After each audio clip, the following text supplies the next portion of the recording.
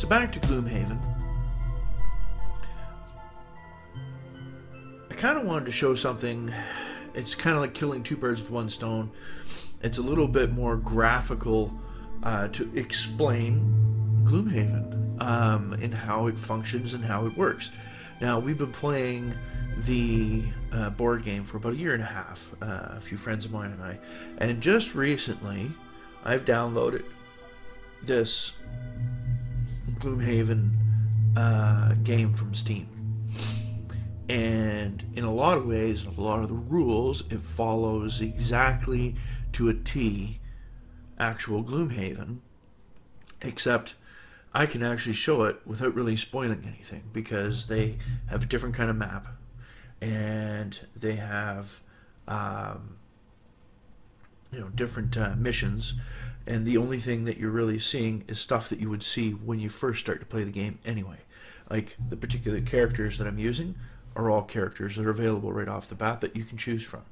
Any of the foes that come up, like the bandits and whatnot, or Inox, or spirits and whatever, are all the things that you encounter the first time you play the game anyway. Right? So it's not really spoiling anything, but if anything, can actually explain how the game functions, how it works, just using cards. There's a couple of things that are a little bit different. Normally in the game, everybody has their own money, right? And nobody shares, and nobody's allowed to share. You can't actually give money to someone else. It's just a rule of game, Gloomhaven. And I can understand it's because they don't want to, somebody to just beef up a character, be like a super character. It keeps things balanced in the game so that everybody still has to rely on each other in order to complete each mission. And they don't have to rely just on one guy that's like a super guy that has all the coolest stuff because everybody pooled all their money to him or something. In this game, because it's kind of a single player, well, all the money's pooled together, right? Because then you're just going to choose what's going to go to each character. So in that aspect, there's a couple of things that are a little bit different. But otherwise, if we take a look here, I'm just going to load up a game that I've already kind of started. I originally started with 2, so I had the Brute and the Craighart here in the level 4 and 5. I had to defeat the first boss in order to unlock a third, and then I have to defeat a second boss to unlock the fourth. So I've gotten as far as the 3 right now, and these guys are still pretty fresh. They're just level 1. So let's load this up. Now, I've already started a game, and I've already gotten into it so far, right? And I figured it's probably better there rather than the very, very beginning to show how it works, because I'll probably get a rest in there, might even complete the game, or complete the scenario. So, at the same time, if you're a person that's actually interested in buying this game, this is actually still a game that's in progress right now. It's still, they're working on it.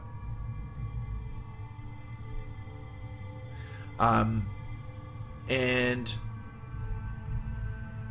they plan on making, I guess, like a multiplayer for it too, which is going to be pretty cool. So, starting right off the bat, here I've got the Brute, there's the Craighart, and this is the Tinkerer. Now, I've already used up some of the cards, that's why they're all like ghosty like this, right? And these are the ones that I have left before I'm going to having to do a long rest or a short rest. Long rest allows me to choose which card I'm going to permanently discard, right? And it will refresh my character's ability, items, and heal them too. If I do a short rest, don't get the items, don't get the healing, and it randomly picks something to toss, right? And you have a chance to choose something different once for the sacrifice of 1 health point if you don't like the option that came up. But then that means the second one, you got no choice. You have to take it. So, see what I mean when we get there. Let's go ahead and attack some guys. So we've got over here, we've got a bandit with 4 health points left. We've already done some damage to this guy here. Start with the Brute. Let's get in there. So, now, when we look at each card, here you've got, this is the initiative. This is just a regular movement of 2, and this is a regular attack of 2.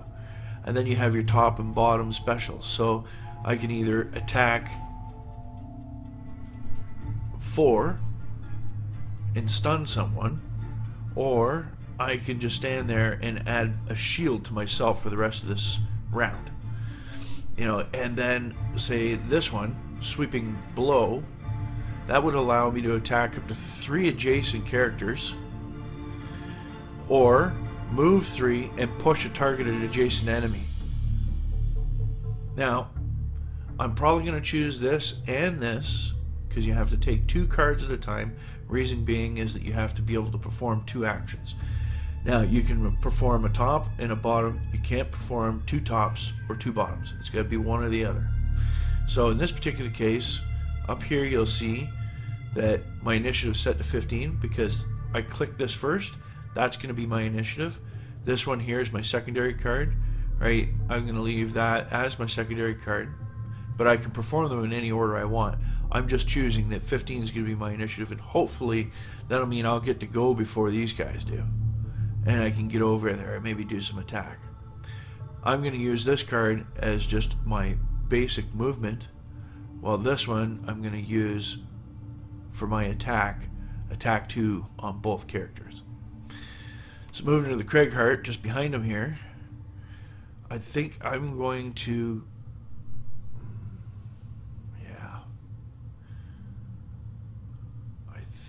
do I have something I can run in there? Yes. So I'm going to use this for a run, and then I'm going to try and do this attack, and hopefully those guys don't move before I do. I have a funny feeling they will. But that'll get me over to here, and hopefully I can hit both of these guys with that special attack I have. Then we got the Tinkerer. Now the Tinkerer, I think, is going to have to try and take this guy out. But I'd like to try and heal the Brood up here because he's starting to hurt. He's down to 6 hit points. So I can send him 2 there. That's only a range of 2. So I'm going to move 4, and I'm going to use, this is a card. This little thing down here means that once I use this card, it burns the card. I can't use it again. But he's really hurting. I want to make sure he doesn't die up there. So I'm going to use this card.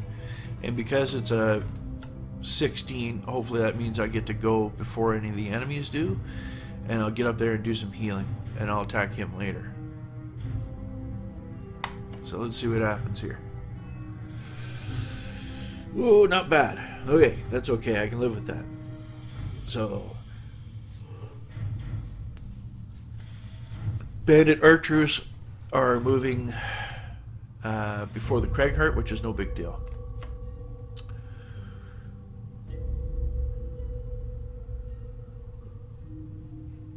Alright, so we are going to use this as the movement. Move here. I'm going to use this for the attack. Attack those 2. Not too bad. Could have done a little bit more damage, but I'll take it. Now it's the Tinkerer's turn. Let's move 4. That gets me right out to the front. Now I'm within 2 spaces of healing him, so let's send him a heal 5.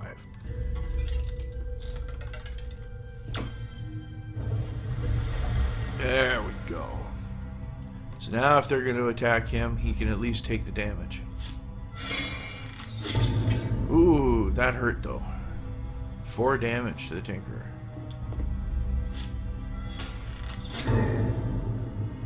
He's stronger. He only took 1.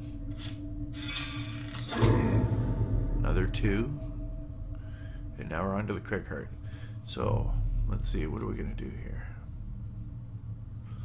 Looks like I can still...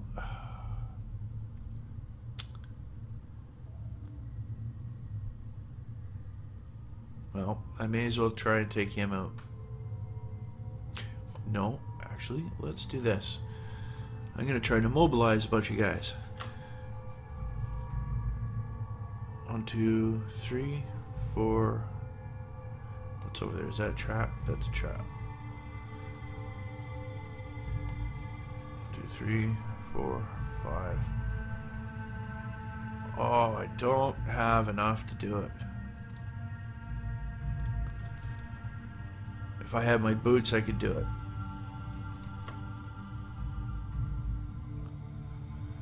One, two, three. Unless I land there. And then that'll hurt. No, not gonna do it. Okay, so let's just undo that. And we're just gonna use it as a standard move. We're gonna move beside this guy over here. Pick up some more loot anyway. And we'll do an attack 3 on him. Hopefully it's enough to kill him. Oh, just enough. And then I'll pick up the loot that I'm standing on.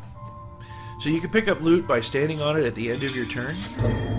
Ooh, 2 more damage. It's a good thing I healed him. You know, or if you have a loot card. Some loot cards are up to like loot 1, 2, 3. That's 1 or 2 or 3 hexes away from your character that you can loot. Now, here's the resting period. So everything I have here is kind of expunged. This one here is completely gone. I can never get again. So why don't we do just a short rest.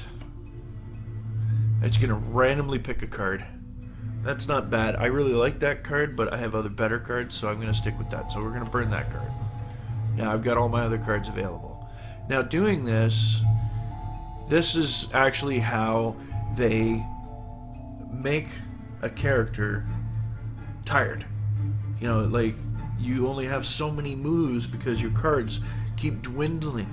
And your character gets more tired over time, and then eventually, you know, at the end, if you don't complete the mission before all of your cards have been discarded permanently, then your character then at that point is too tired to continue battle and is no longer in the battle.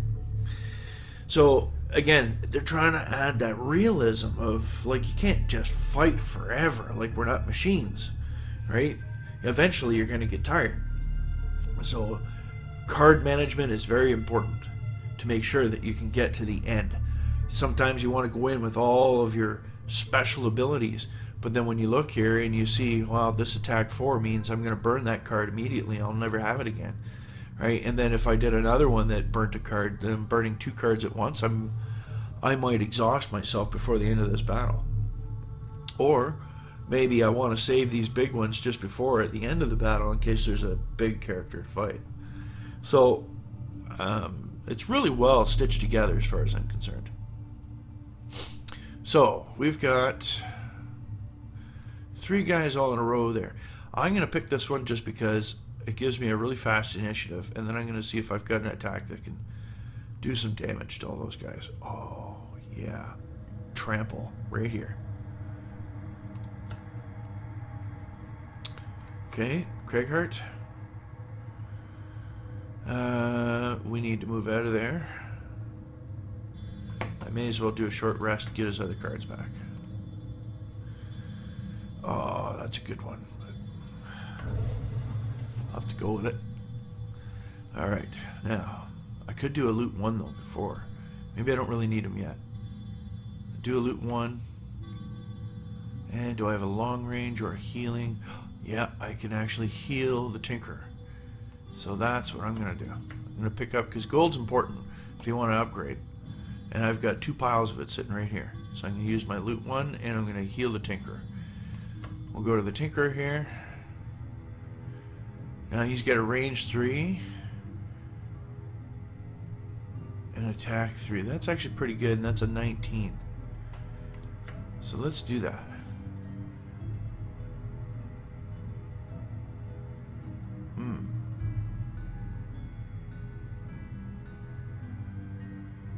And may as well heal the brute again. So we get some healing going on, we get some looting going on. We only got 1 guy that's going to go before us, so that's not bad.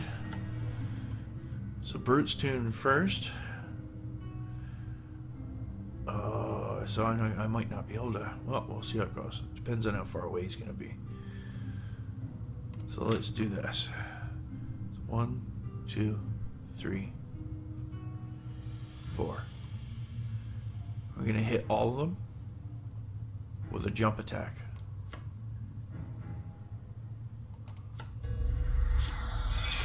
There we go.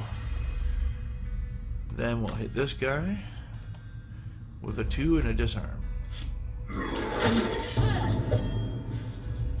Cool. So he's disarmed. He can't attack this round. Other guy's dead. Everybody took damage. That was a very effective hit. Ooh, I'm hurting. Ooh, he set up another trap.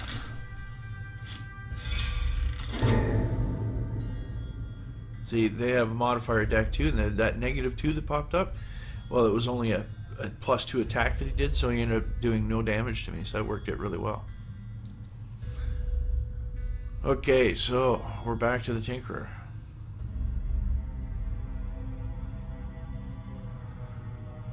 Can I hit those guys from here? I can. Perfect.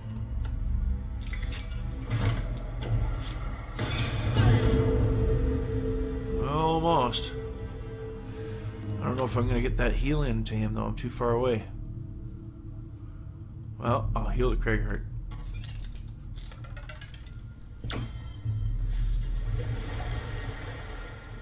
There we go. Got rid of his poison. Craighurt's time. Do the loot. There we go. Got some money. And let's heal the Tinkerer. That'll bring him back to full. So you can see how it flows.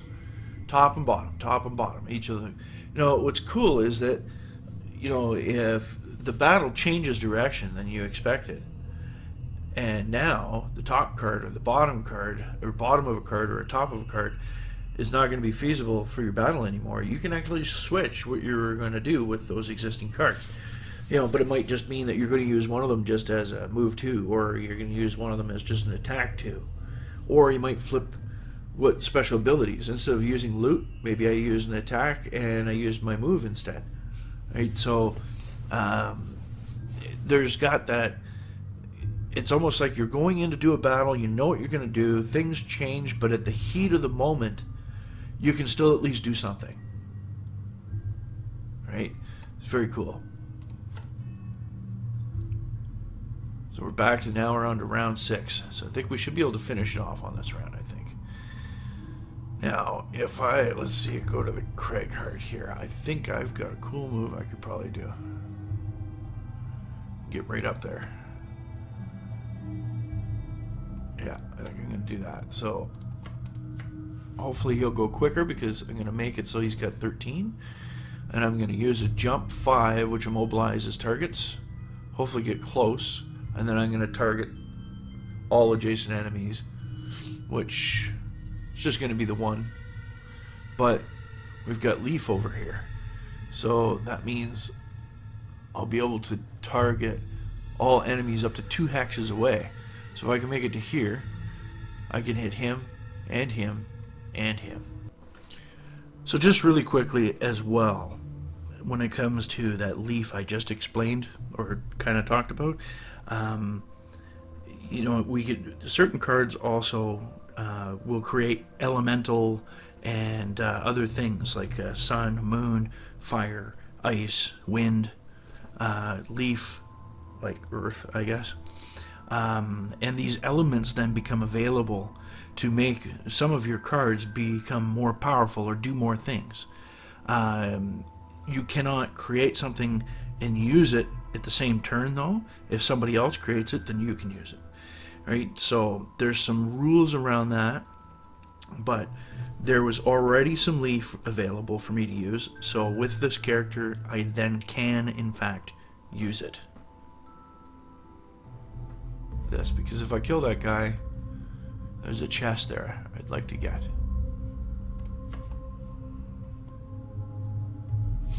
Alright, Craigie's first. That's perfect. This should be a good hit. Unless my modifier deck screws me. So jump 5. Puts me right here. Now jumping means that that trap's not going to do any damage to me because I'm going to jump over it.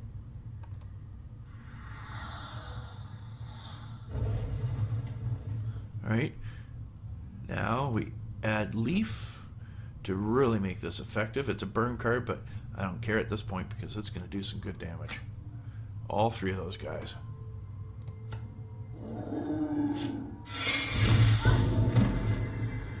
Look at that.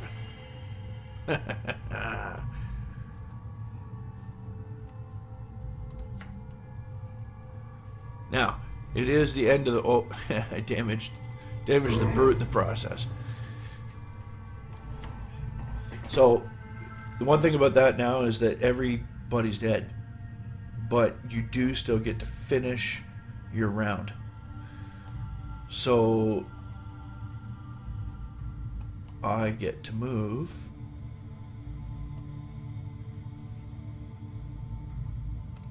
the brute onto that, and I get to take the treasure and the gold that's sitting there. I just have to say I'm going to skip my attack. Let's see what I get. Oh, 10 collective gold. Plus I picked up 2 more gold. Now this would be really cool if I can hit loot 2 and get everything if this guy was a little bit closer. But unfortunately, I can only get 1. And I can't move. So it doesn't matter. Even if I did move, I'm still only get 1. So I may as well just do this.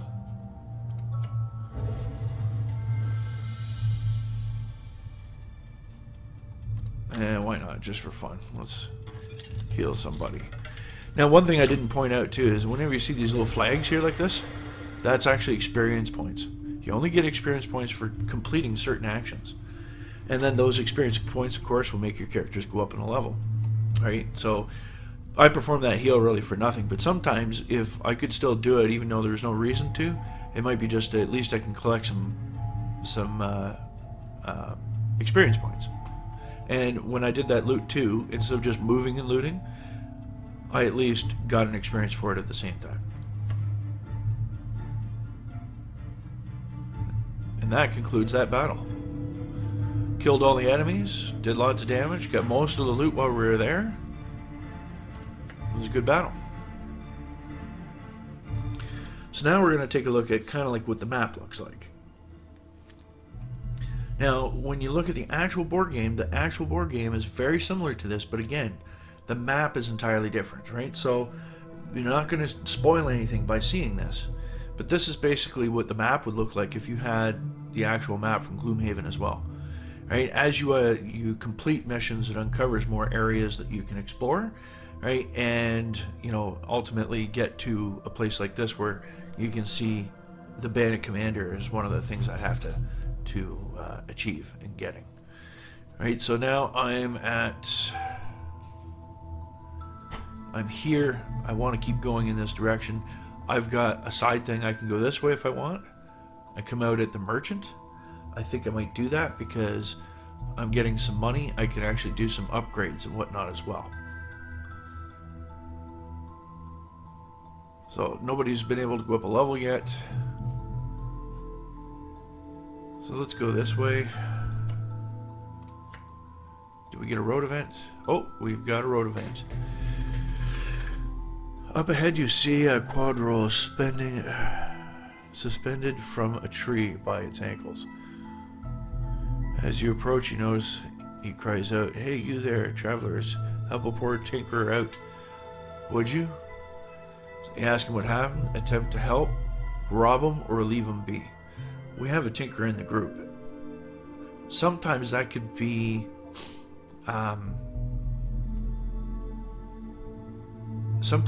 something that helps a situation. I'm going to ask him what happened.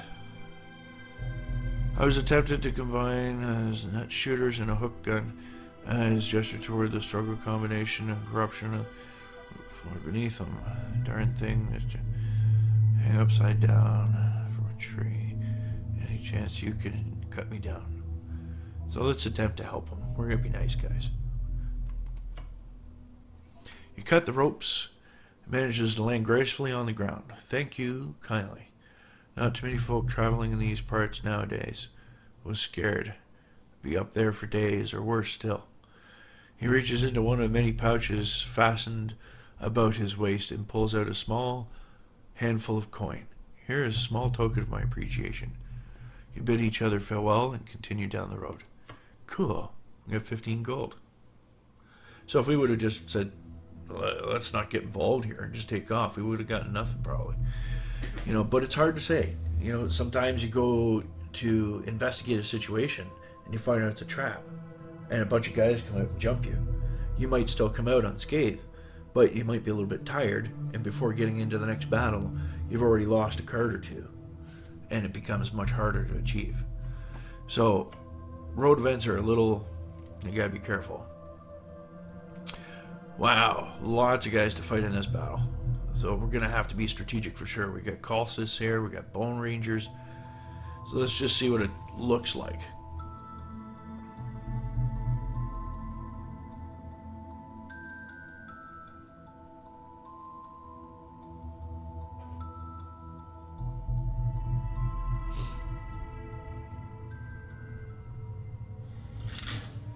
Alright, so we're in the first room before opening up a door. So you can see over here there's another room. And this is really exactly the way the game's supposed to play too. When it comes to playing the board game, you only know what's in the room that you're in, right? Unless it specifically says otherwise, right? You might see the layout of the next room, just like this. So you know that's about the size of the next room. But that's as much as you know, right? Until that door is opened. So when you're playing the game, there's one person that's gonna kind of know, right? Because somebody still has to set it up, right? But that person doesn't talk to everybody else or anyone else about it because you don't want to spoil the game. And they would set it up. And generally when I try to do it, I actually literally look at it and say, okay, this has got to go here, that there, that there. I pick out all the enemies, I put them on little standees, and then I close the book. I don't look any of the flavor text, I don't read anything about it. I literally set it up just as much as I need to know, so I don't even spoil it for myself. And you know what? Doing that really kind of makes the game fun to play still. We've been doing it for a year and a half. So I'm going to skip ahead a bit here. I'm going to complete or get close to the end of this battle, right? And then we'll take a look at some of the stuff you can do when you're in town. Okay, so we kind of moved ahead here. So I did a couple of levels because I wanted to show, going up and how you gain additional cards, right? And everything about the, like if you go to a merchant and whatnot. But anyway, so make it to the hole here. This is the Wandering Merchant. Do I do an encounter on the way? Nope, we made it all the way there. Alright, now this here, it says Journey to the Hole is complete. Now this part here is actually a little different than it is actually when you're playing the actual board game. When you're playing the board game, missions aren't necessarily when you make it through a bunch of different places to get to one. There's different achievements that you can get by completing a series of things, right? But you can go back and forth between town and every battle if you want, and you don't just receive stuff for getting from here to there. In a way, it is kind of different than it is here. This is, I think, just more designed for a person that's just playing the video game side of things. It's just like the collective side of the gold, right? Because you're going to distribute that yourself between the characters that you're playing in a single player game. So any of the items that you see here too, this is still only going to be items that you're going to see if you just started the game as well. So there's nothing here to spoil anything, because in the game, when you get prosperity unleashes more items, right, for you to purchase in stores. And it takes a while for prosperity to go up before you have actually more than the basics available. And that's all that's going to be available here. So this is actually a major stamina potion, which is kind of cool. During a turn, you can recover up to 2 of your discarded cards. That's awesome, because that just means that you're not going to become exhausted as quickly. So that's actually a very cool item. We got some experience. We've got 6 more gold. So that brings us up to 82. Oh, and look at that. The brute's gone up a level too. So if we go into the merchant here, you know, here is a bunch of armor and stuff like that that I can purchase. The Birds of Striding, because we already have 2 of them. Just like in the actual board game, there's only ever really 2 of any item, right? So once those 2 have been purchased by whichever characters, then that item would then be sold out. And it's the same thing here in the game. There isn't really any items here that I'd like to have right now. I wouldn't mind having the hide armor just to throw on the Craighheart maybe, right? But I think I'm going to, well, 12? Why not? Let's buy that. Alright, so that brings us down to 70. So we'll go over here and we'll put that on the Craighheart. So now he's got an extra bonus. Now, exit that shop.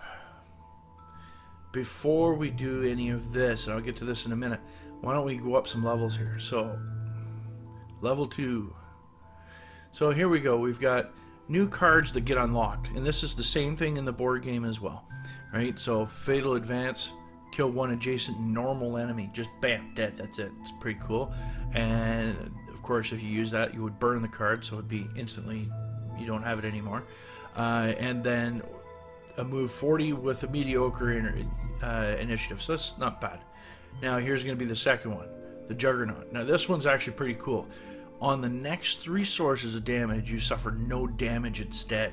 That's awesome. And every time, as you see right here, 1, 2, 3, every time that you go and avoid that damage, you also get an additional XP. So it's kind of like an XP generator too. You're probably going to use this quite oftenly, and you're always going to get 3 extra experience out of it. So that's pretty good. And the top actually allows you to move and attack. So this is actually a really good card. Plus, it's only 34 for the initiative, so that's not bad. So we're going to add that to the library. All right, so now he's got Juggernaut. Now, what can we remove?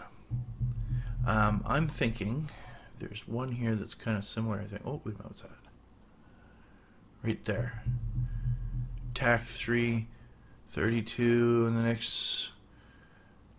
I gain a shield. Yeah, so let's remove. This is very similar, but it's not as strong as this one. So it's a good replacement. Now, we also get perks. Now, perks in the board game are achieved a little differently. Perks in the board game are achieved by what they call battle goals. And you get battle goals at the beginning of every battle, right? And you'll have 2 that you choose from. You take 1 and you try to achieve it, and it's your own personal battle goal. You don't tell anybody else, right, when you're playing, that you need to achieve that. And it could be something simple like kill a foe with at least 4 more damage than what's required, or don't use any items for the entire scenario, right? So there's all kinds of stuff like that, and it gives you check marks. And with every 3 check marks, right, then you get a perk. And you can mark these perks off on your character. Right. Oh, screw up my white balance. You can mark those check marks off, and as you get 3 of them, then you get a perk. And just like on the screen here, these are the same kind of perks that you would get for that character. So, for instance, I can remove 2 -1 cards. That's actually pretty good. That means less likely I'm going to get a negative when I do an attack. I can throw in a power. I can add a +3 in there. Or 3 pushes, or 2 pierce. I think I'm going to do this one right off the bat because this is really handy. A lot of times they have shields, and if I can just randomly, and with 2 cards added to the deck as well, be able to avoid their shield, that's awesome. So now we've got him all perked out, right? We've got him upgraded for his cards. Let's go on to the Craighheart. We'll do him real quick here too. It's a level 2. So, destroy 1 adjacent obstacle. Attack 4. Target all enemies adjacent to the destroyed obstacle. That's kind of cool. attack 2, range 3, heal 2, then or move 2, heal 1, and attack 1. That's pretty cool too. I like this one because this one doesn't exhaust. The other one does. So let's add this one. Now, is this better than something else we have here? Let's see. This one's not bad, but it exhausts. I'm just gonna replace that one. Alright.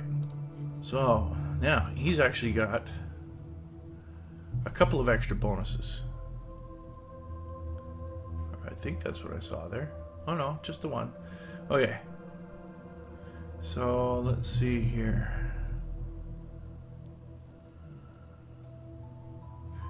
Let's remove 4 zeros. That's kind of cool. Now that kind of goes both ways though. So there's no zeros left anymore, but there's more often I'll get negatives just as much as there's more often I'll get positives. So I have to start throwing some more positives in there in the next check marks that we get for that guy. And we'll go on to the Tinkerer. Heal 4, range 3, or one ally within range of 3 may recover one of their lost cards. That's one of their lost cards. That's very cool. That's very cool. Or stun, range 3, attack 2, muddle, target all adjacent enemies. I think I'm going to go with that one. But I'm not going to add it yet. I think I'm still happy with my current build. So we'll add a check mark here. Let's remove 2 negative ones. There we go. Alright.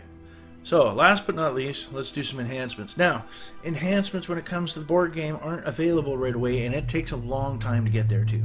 Right? When it comes to enhancements, you have to get that after you get up to, I think it's like 10 prosperity or something like that, and then once you achieve that, or no, what was it?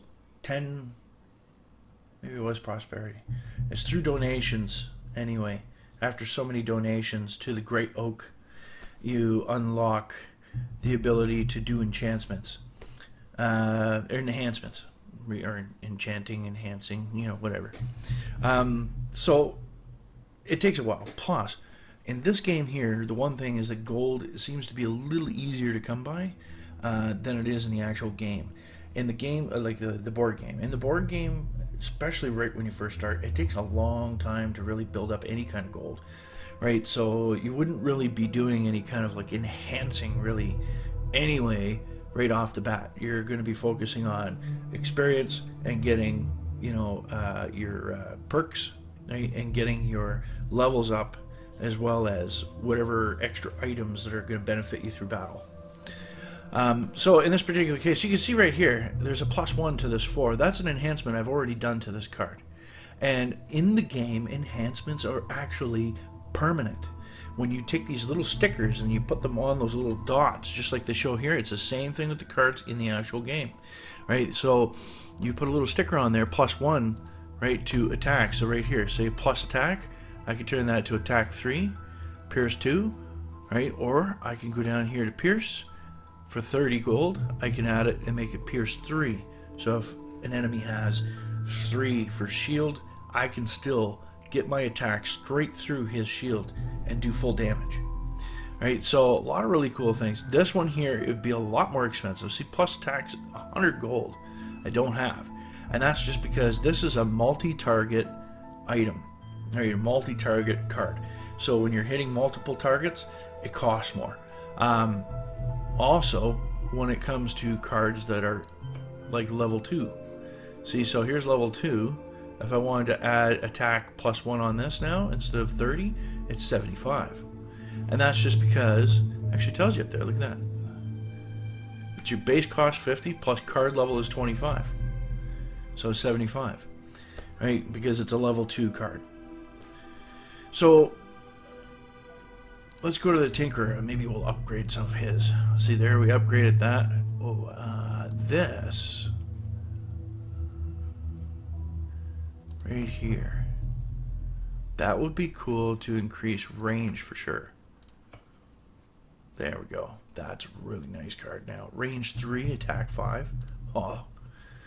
You know, and then when I get a little extra, I can make it attack 6. That's going to be a wicked card. Let's do...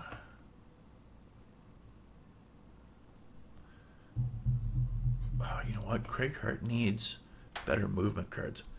So this one here, for instance, let's make it a plus to his movement. Make it a 4 now. There. That's cool.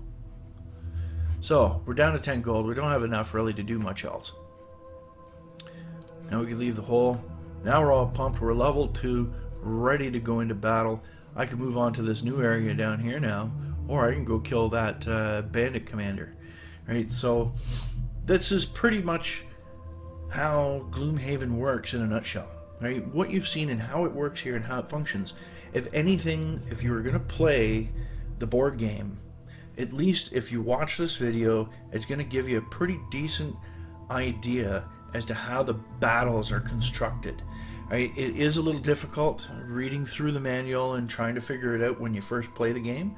Right, so if anything, hopefully this guides you, and if something happens for a reason in this game, it'll actually be explained in the rules of the book as well as to why. Right, so you know, it's pretty cool. I like this game. If you're a person that's never played Gloomhaven at all and you're playing this on its own, it might be a little dry because it doesn't have the flavor context and everything like the board game does to keep you into the game, like the choose your own adventure kind of thing.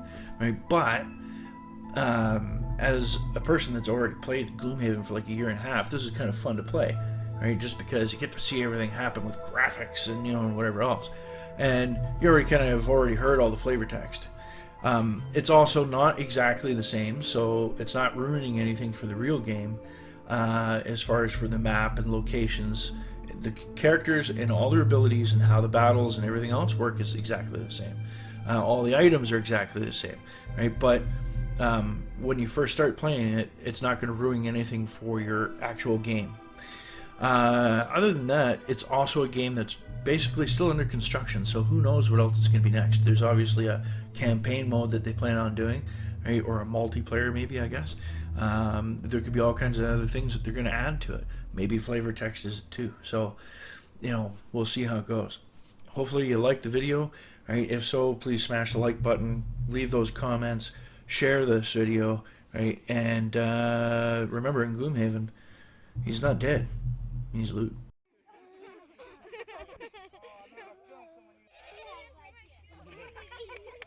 Michael.